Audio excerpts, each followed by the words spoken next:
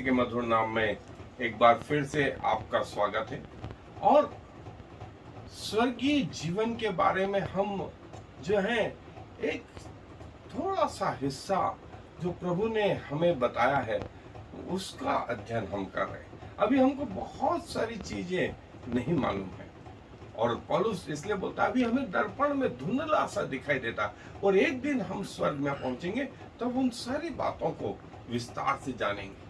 और उसमें से एक और महत्वपूर्ण चीज है जिसे हम आज देखने जा रहे हैं, वो है सीजन, टाइम जो है स्वर्गीय जीवन में कैसे रहेंगे, क्या रहेंगे। हमने इसके पहले देखा था कि परमेश्वर के उस स्वर्गीय जीवन में मंदिर नहीं होंगे, वहां दिन रात नहीं होंगे। हमारा साइंस बेस्ड है दिन रात होने पर। सूर्य के चारों ओर जो है हमारे ग्रह परिक्रमा करते हैं और उनके घूमने से जो है उनके एक्सिस पर घूमने से दिन और रात होता है, और उनके जो है सर्कल में ध्रुव में घूमने से वर्ष होते हैं। अलग अलग ग्रहों के अलग अलग वर्ष होते हैं। हम सब जो है अपने आरंभिक कक्षाओं में इनको पढ़ चुके हैं, लेकिन जब सूर्य नहीं है, जब ग्रह नहीं है, जो इसके पार जो है स्वर्गीय जीवन है। पृथ्वी का साइंस हमें ये बताता है लेकिन स्वर्गीय जीवन नहीं बताता, और इसके लिए बाइबल और कुछ विस्तार से बताती है जो मैं आपके लिए पढ़ना चाहता हूं। प्रकाशित वाक्य की पुस्तक उसका 22वां अध्याय, प्रकाशित वाक्य की पुस्तक उसका 22वां अध्याय और पद जो है 1 से आगे पढ़ रहा हूं मैं। प्रकाशित वाक्य का 22वां अध्याय पद 1 से आगे। फिर उसने मुझे बिल्लोर की सी झलकती हुई जीवन के जल की एक नदी दिखाई, जो परमेश्वर और मेमने के सिंहासन से निकलकर उस नगर की सड़क के बीचों बीच बहती थी। और नदी के इस पार और उस पार जीवन का पेड़ था। उसमें 12 प्रकार के फल लगते थे और वह हर महीने फलता था। ध्यान दें, लिखा है हर महीने फलता था। महा स्वर्गीय जीवन में। और दूसरी चीज, और उस पेड़ के पत्तों से जाति जाति के लोग चंगे होते थे, जबकि बीमारियां वहां नहीं। बीमारी नाम की कोई चीज ही नहीं।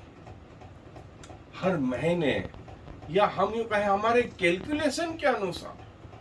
और लिखा है फिर श्राप न होगा, और परमेश्वर और मेमने का सिंहासन उस नगर में होगा, और उसके दास उसकी सेवा करेंगे और उसका मुंह देखेंगे, और उसका नाम उनके माथों पर लिखा हुआ होगा। और फिर रात न होगी, और उन्हें दीपक और सूर्य के उजियाले का प्रयोजन न होगा, क्योंकि प्रभु परमेश्वर उन्हें उजियाला देगा और वे युगान युग राज्य करेंगे। वे युगान युग राज्य करेंगे। सूर्य और चांद के उजियाले का कोई प्रयोजन नहीं, और हमारा ग्रह मंडल जो है इस पर बेस्ड है। स्वर्गीय जीवन में जो बेस्ड होगा वो स्वयं परमेश्वर है। स्वयं परमेश्वर केंद्र बिंदु है, और वहां की ग्रेविटी, वहां का टाइम। फिर लिखा है वहां रात ना होगी।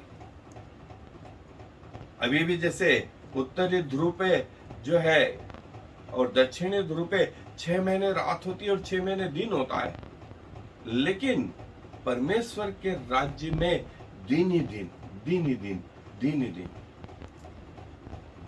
और वहां रात ना होगी। परमेश्वर वहां का सेंट्रल बिंदु होगा।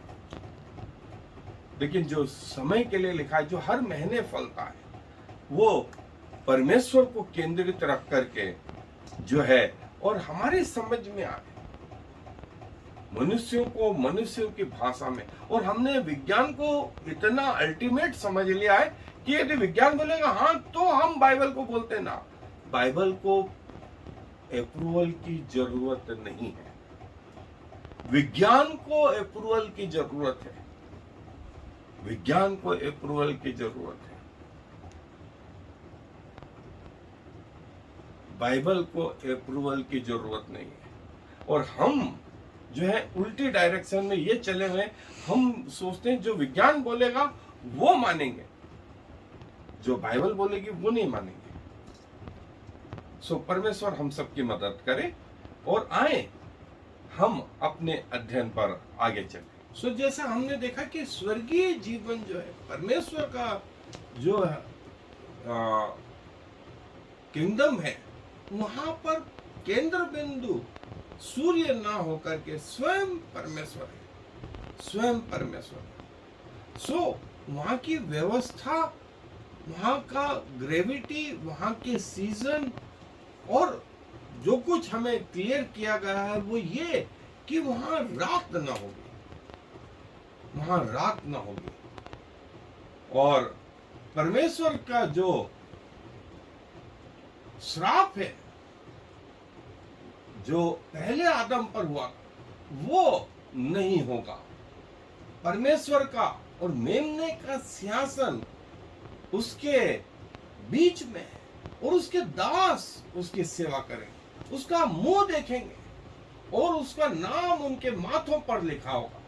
फिर रात न होगी और सूर्य का जो है कोई प्रायोजन नहीं।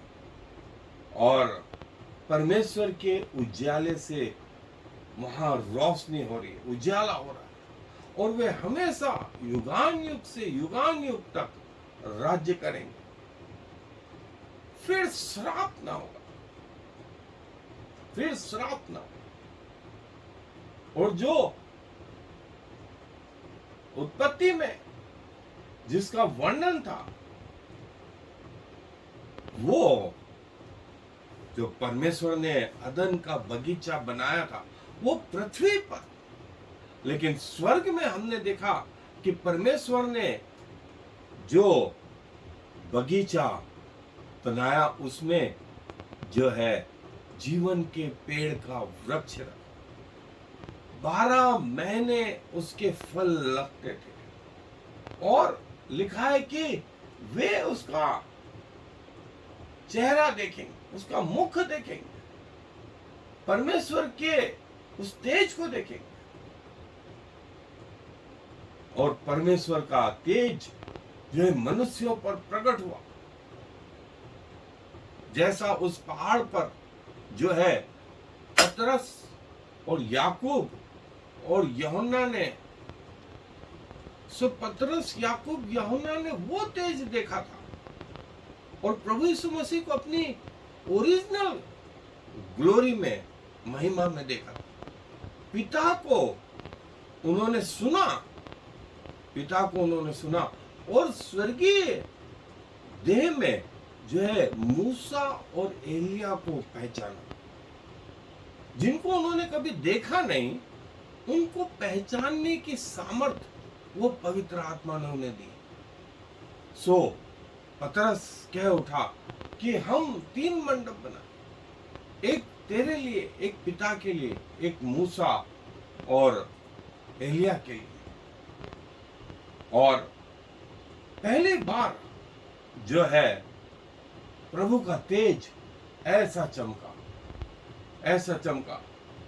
और उस नगर में लिखा है कि जो है फिर रात ना होगी, फिर आपको इलेक्ट्रिसिटी की, मोमबत्तियों की जरूरत नहीं होगी, क्योंकि वो परमेश्वर जिसने सूर्य को बनाया, जिसने चंद्रमा को बनाया, जिसने तारागण को बनाया, वो स्वयं उसमें उजाला देगा। और देखिए पुराने नियम में इजराइलियों के बीच में परमेश्वर ने आग के खंभे में और दिन में बादल के खंभे में अपनी उपस्थिति बताई थी।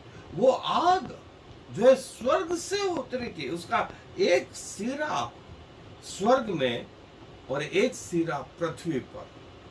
और कहा जाता है वो 45 किलोमीटर से 50 किलोमीटर दूर से वो दिखाई देती, और वो दिन में और रात में वो बादल आग का 40 साल तक उनके बीच में चल रहा है, और हर घरों में जो उजाला उस बादल से होता था, उस बादल से होता था। वो एक स्वर्गीय प्रतीक था, वो एक स्वर्गीय प्रतीक था, स्वर्गीय जीवन का प्रतीक था। और देखें, आदम उस अदन के बगीचे में परमेश्वर की वाणी सुनता था, उसके तेज में रह पाता था, उसके तेज में रह पाता था।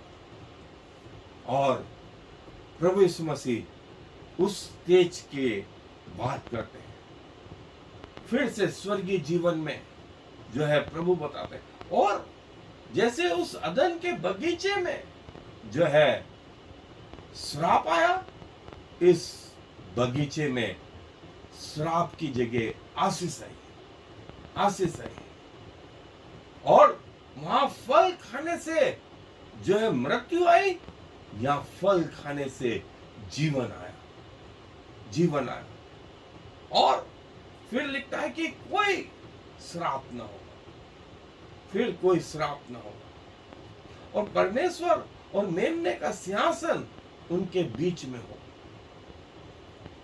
और जो है उसके दास उसकी सेवा करेंगे। उसके लिए जो शब्द आया, बॉन्ड सर्वेंट, ड्यूलॉस, स्लेव, ये शब्द आया। और यूसुफ जो मिस्र में दास या गुलामी के लिए जो बेचा गया, उसके लिए भी ये शब्द इस्तेमाल हुआ। और प्रभु यीशु मसीह स्वयं के लिए कहते हैं, मैं जो है दास होकर के आया हूं, दास होकर के। और यहां पर भी ग्रीक में प्रभु यीशु मसीह के लिए जो शब्द इस्तेमाल हुआ वो दास, दास।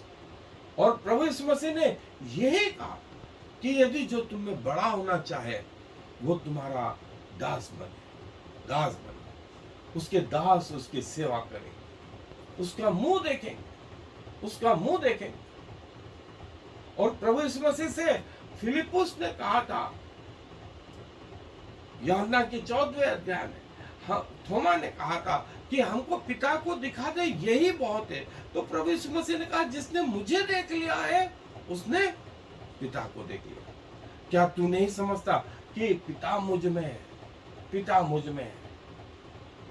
और उनके चेहरों पर, माथों पर प्रभु का नाम लिखा होगा, प्रभु का नाम लिखा होगा। और हमने 7वें अध्याय में भी देखा था प्रकाशित वाक्य के कि स्वर्गदूत प्रभु के दासों पर प्रभु के नाम की मोहर लगाने लगे थे।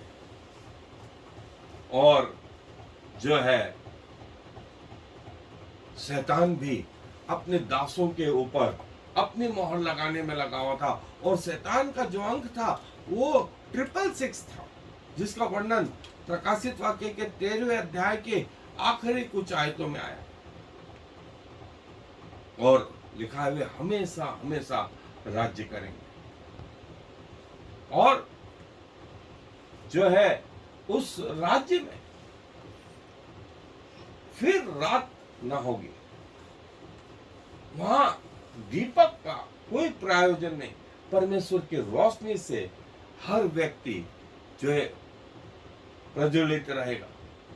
और वे कुछ समय के लिए नहीं, हमेशा हमेशा के लिए राज्य करेंगे। परमेश्वर के लोग परमेश्वर की उपस्थिति में चलेंगे फिरेंगे, उठेंगे बैठेंगे, खाएंगे पिएंगे। और जो है लिखा है इसमें जो है भले बुरे के ज्ञान का पेड़ का वर्णन नहीं है। मतलब अब लोग जो है एक प्रकार से गुड और गुड और गुड ही रहेंगे।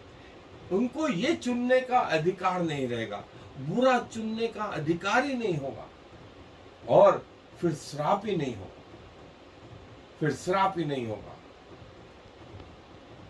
जड़ ही नहीं रही भले बुरे के ज्ञान का, सब कुछ भला ही भला है, तो प्रभु का पर्पस पूरा हो जाएगा। और वहां कौन नहीं होंगे?